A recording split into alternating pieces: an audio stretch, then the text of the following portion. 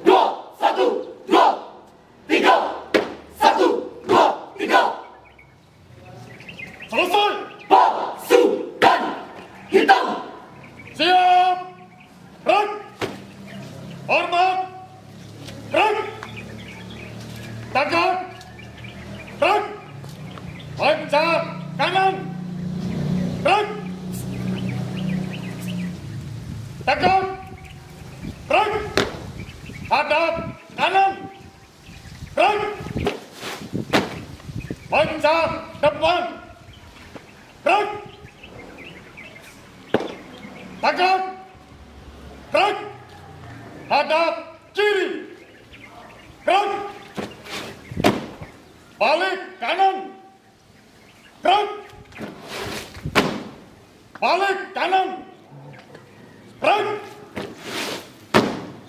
jalan di tempat, break, henti, break, hadap kiri, maju, jalan. Balik kanan, langkah tegap, maju. Jalan. Hormat kanan. Gerak. Tegak. Gerak. Balik kanan, maju. Jalan.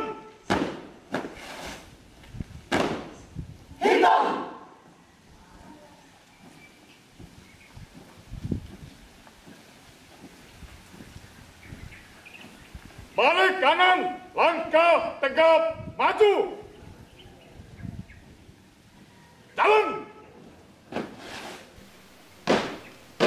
Langkah 9, 1. Jalan. Pasukan hitam. Jalan di tempat. Gerak. Banjar 6, buka barisan. Jalan.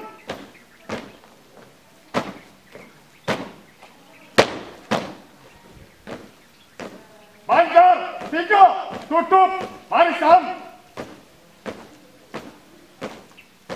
Jalan.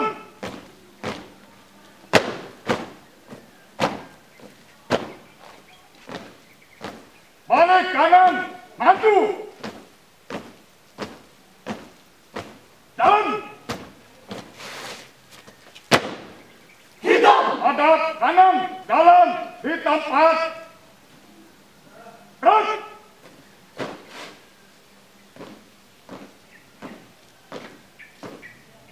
Langkah variasi. Jalan. Kami putra putri terbaik SMA Negeri 1 Kuta Selatan. Laskar Gemuruh Bukit siap. Salam kami. Satria tangguh penuh aksi. Pasukan hitam. Pangan jali. Kawat. Swastiastu. Lanjutkan. Kami tunas bangsa terbang tinggi di angkasa. Pastikan kilatku.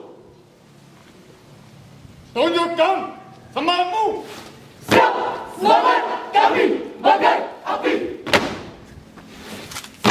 Perkorban nafas dan keringat kami maklum. SMA 1 Yogyakarta.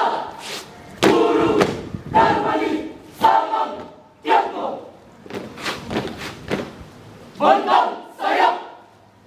Terbang. Siap. Getarkan bumi. Bangunlah tunas bangsa. Hantam musuhmu. Siap. Siap. Are you ready? We come, we fight for new experience. Black Scott. Mantap. Paskibra kilat. Siap. Kami Datang dengan kualitas tinggi.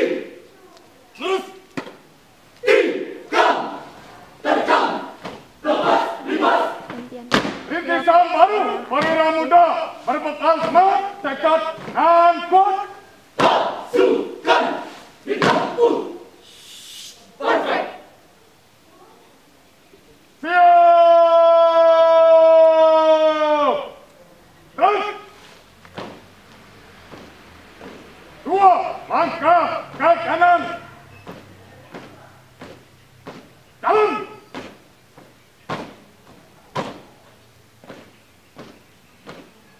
Buka formasi. Jalan.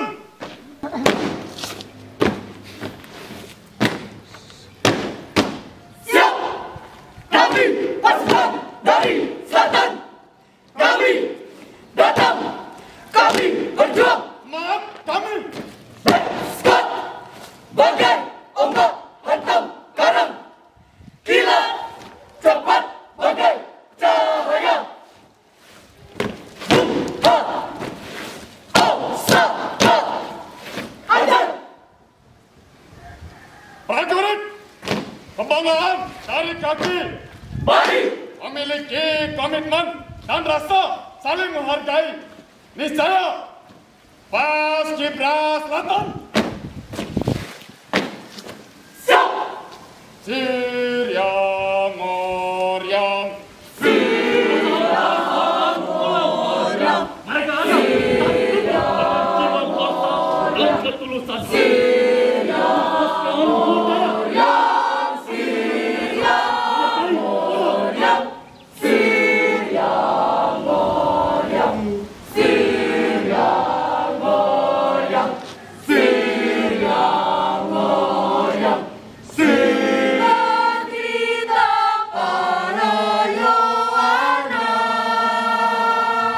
Elok rupawan parasnya yang selalu mencarkan aura positif demi menjaga arwah alma.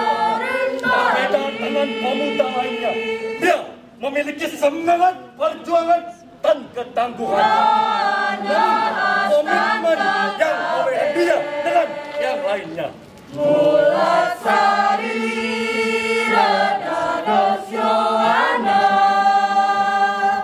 Kami prajurit tanpa batas.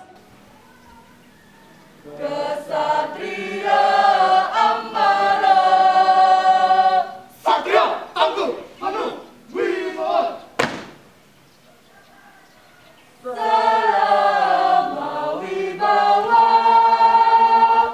Terjang dari matahari. Warna malam.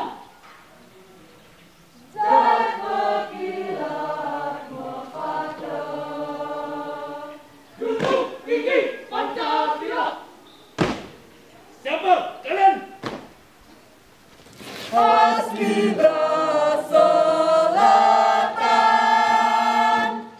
Sang Padmanabha Wiranagari, teratai kemuliaan pembela negeri.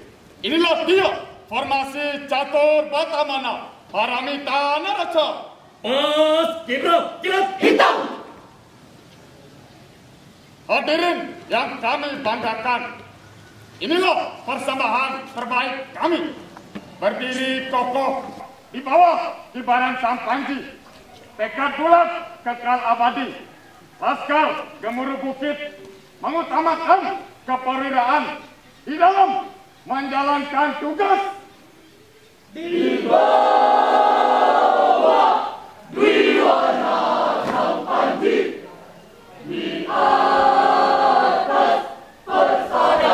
Negeri kami. Demi Tuhan kami ini berjanji. Rela binasa membela ibu pertiwi. Paskibra kilat. Ha! Siap! Terus!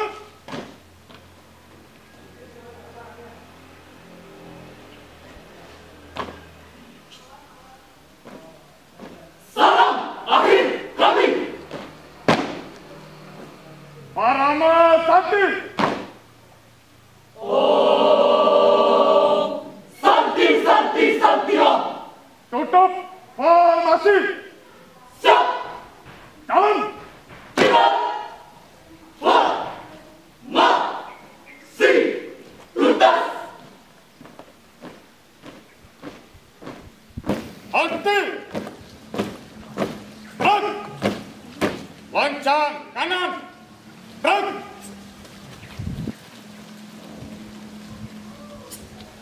Takut. Break. Istirahat di tempat. Break.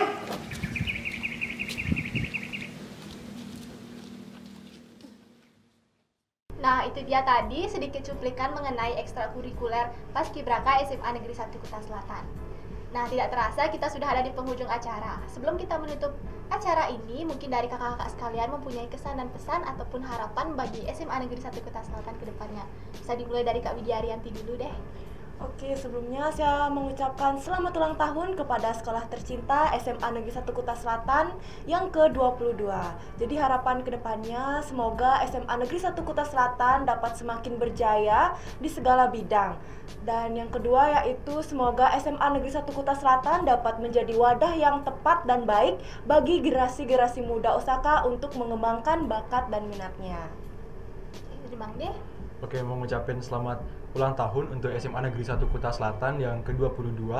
Harapannya adalah semoga di tahun ini SMA Negeri 1 Kuta Selatan bisa melahirkan siswa-siswi yang unggul di segala bidang dan juga bukan hanya melahirkan prestasi saja, namun juga yang lebih penting adalah bisa menjadikan siswa-siswi di SMA Negeri 1 Kuta Selatan memiliki budi pekerti luhur.